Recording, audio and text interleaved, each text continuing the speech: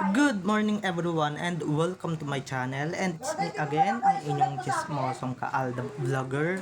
Gusto ko munang magpasalamat sa inyong lahat sa mga walang sawa na tumatangkilik, nanonood, sumusuport at sumusubaybay ng mga content ko here on my YouTube channel. Huwag ninyong babaktawan o lalaktawan tong ating topic ngayong araw. I'm sure na hindi ninyo pagsisisihan na pinanood nyo ito mula umpisa hanggang ulihan. And syempre, wag kayong mag-i-skip ng segment, okay? Buuin nyo to start finish.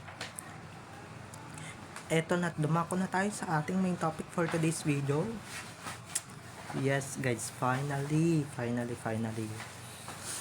Si Alden Richards sasabak na sa kanyang very first directorial era, or sa bago niyang trabaho bilang director. At take note ha, napapanahon ang kanyang pelikulang Out of Order dahil tungkol to sa mga kailangan ng hustisya.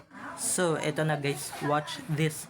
Mamaya ipapaliwanag sa inyo ng buong buo. So eto na guys, watch this. Over that kasi I wanted to create films that will be appreciated by people who watched it, like across all markets and across all ages, na hindi lang tayo laging nako-confined sa rom-com, sa horror, sa drama, di ba? I mean, the production world is like a vast land of concepts and opportunities. So ang saya lang kahit papaano na ngayon open-minded na rin yung Filipino audience. They are very much willing to consume contents na hindi na dun sa stereotype. So, yun, yung mga ganong konsepto. Wait, ang title ba niya, Kurakot? Just kidding. Yung pinost mo. Nirepost ko yun. Tamaan ng tamaan. Diba? Ang matamaan, sabi nga doon sa kanta ni Glock na yun yung favorite line ko doon, yung sa chorus part na sabi, bato-bato sa langit, ang tamaan, wag magalit, ang matamaan, wag masyadong halata. Diba? Alden, gano'n ka-painful yun, lalo sa katulad mo na ang laki-laki ng binabayaran na tax? Actually, it's not really more of me paying a lot of taxes every year. It's when I see people suffering from that. That's what I cannot take not as a taxpayer, but as a Filipino. Doon ako galit na kayo, itong mga korap na to, nakakatulog kayo sa aircon, sa malalaking bahay, tapos yung mga tao, pag bumaha, pag may nangyaring calamity, ultimo family members nila, ultimo buhay nila, nawawala. Kaya nila yun? I mean, how dare they? That's why I'm all for the movement against corruption. Maybe, like what si Sir Vince Hizon of DPWH said, na hindi agad-agad, this will be a very long time because it has been systemic already. So, matagal-tagal, pero kailangan may gumagalaw.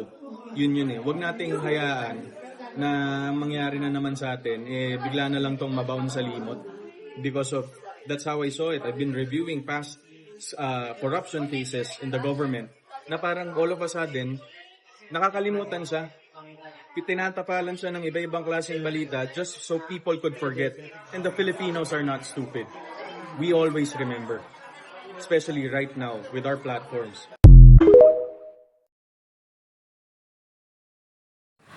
At kung nakita nyo na ngayong recap, so once again si TTO sa mga admins, dumako na tayo sa ating main topic for today's video.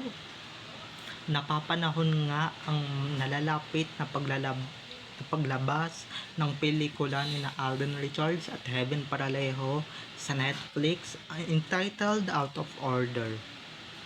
Napapanahon yan para sa ating mga Pilipino, lalong-lalo na sa panahon ng korupsyon, dahil kailangan talaga natin guys ng hustisya. Kailangan talagang managot ng mga may sala or ng mga may kasalanan. 'Di ba? Hindi pwedeng tatahimik lang tayo. Kailangan matuto din tayong lumaban. Kaya grabe no. Very first directorial film ito ni Alden ha. Tapos siya din yung bida. Grabe, nakaka-proud. Na 'di ba, out of the box ang ginawa niyang genre o ginawa niyang pelikula. 'Di ba? Hindi puro patwitams lang, puro puro pa-charming lang, 'di ba? Hindi puro pa-cute lang ang ginagawa niyang movies, ginagawa niyang TS. Sana pati sa TS, no, pati dapat sa teleserye gumawa siya ng ganitong genre or gumawa siya ng ganitong kagandang pelikula, 'di ba? Hindi katulad ng mga pinagagagawa sa kanya ng GMA or ng ginagawa sa kanya ng Kanguso. Ay naku, puro pa bebe, puro pa tweetums, puro pa cute, hindi naman nabagay, 'di ba? Dapat yan talaga yung mga matured na tema, matured na, 'di ba? Kahit hindi nyo sabihin na hindi kailangan mag-bed scene dahil yun yung nare-realize natin pagka mature roles, 'di ba? Pwede naman mature roles na abogado ka or ipagtatanggol mo yung, 'di ba? So napapanahon talaga guys yung pelikula ni Alden, no? Talagang sinabay niya talaga yung pag-premiere ng Out of Order sa dinadanas natin or dinadanas nating mga Pilipino na kailangan talaga guys ng hustisya at kailangan talaga ng pananagutan, 'di ba? Kailangan managot ng mga magnanakaw. So, at eto nga, 'di ba, nagparinig na naman si Alden. Eto yung kikitain nila dito or kikitain niya dito is sa malinis guys na paraan, okay?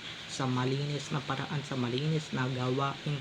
Hindi na kailangan mangurakot, hindi na kailangan magnakaw para lang sabihin na kumita siya or yumaman siya, 'di ba?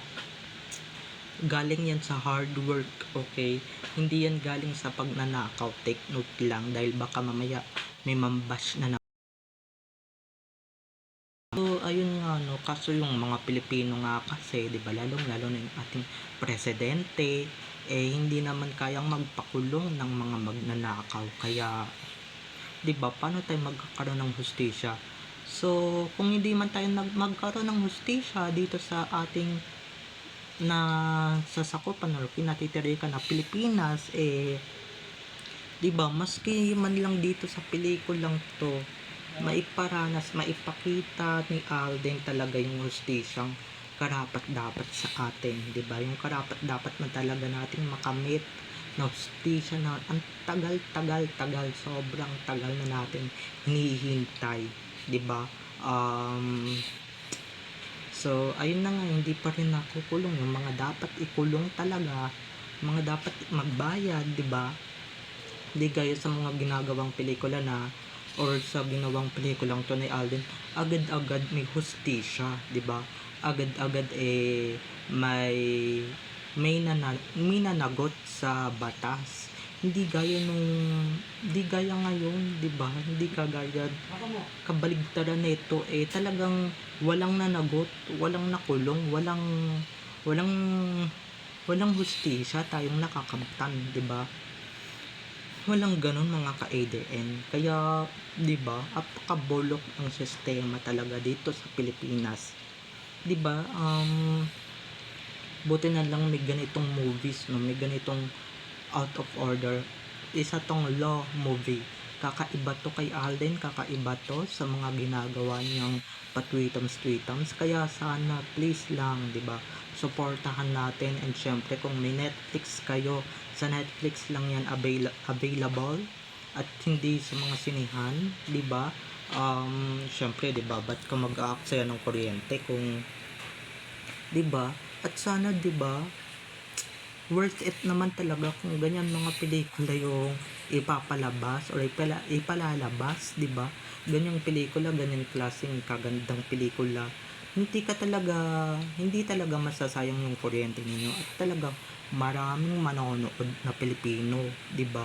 Lalong-lalo na yung mga dinadanas nila ngayon na may mga nagnanakaw, may mga ganito, may mga ganyan, 'di ba? May mga pagnanakaw, kailangan nila ng hustisya.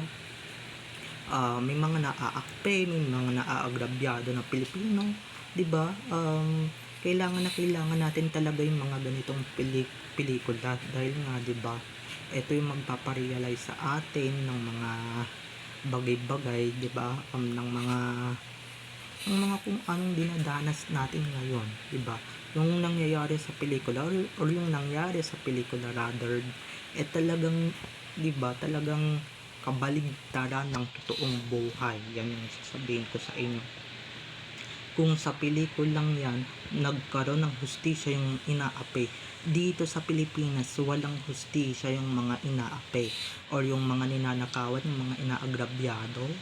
'Di ba? Walang ka ano-ano dito, walang ka husti-hustisya dito. Kaya dito man lang sa pelikulang to, 'di ba? Dito man lang sa movie ni Alden, sa first directorial film ni Alden, talagang makaranas tayo kahit papaano ng hustisya, makaranas tayo man lang ng makapaghigante sa mga pugante, sa mga magnanakaw ng ating kaban, 'di ba?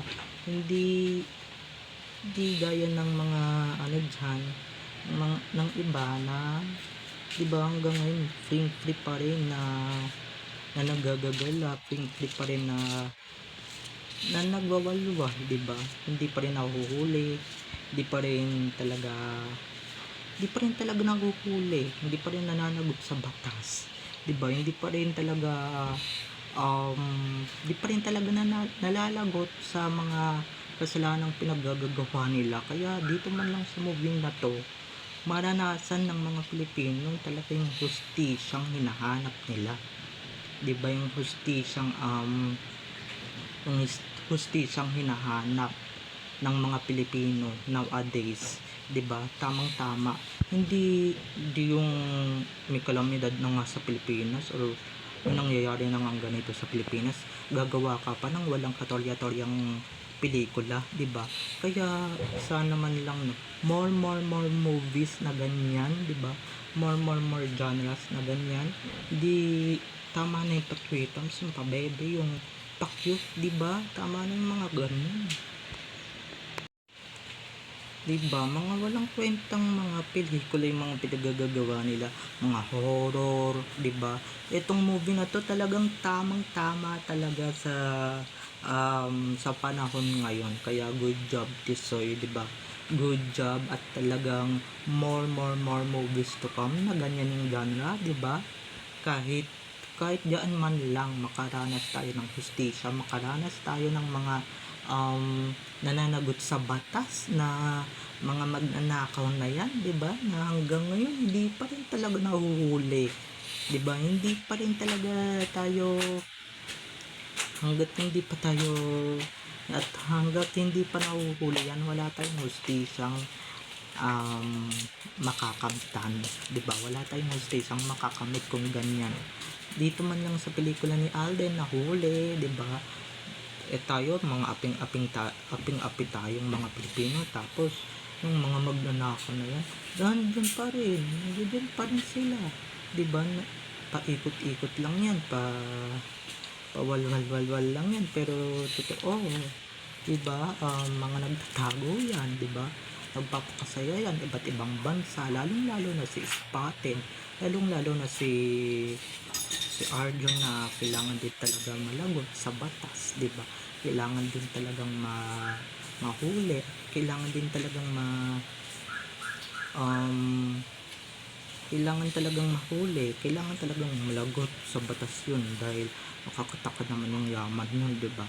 At take note siya rin talaga yung pinaparinggan ni Alden sa mga pinagagagawa ni Alden, na yung mga pinaghihirapan niya or mga perang kinikita niya or mga perang kikitain niya rather, talagang nanggaling sa kanya mismo, 'di ba? Nanggaling sa dugot pawis niya. Hindi gaya ni Arjo na talagang yung mga kinikita niya, yung mga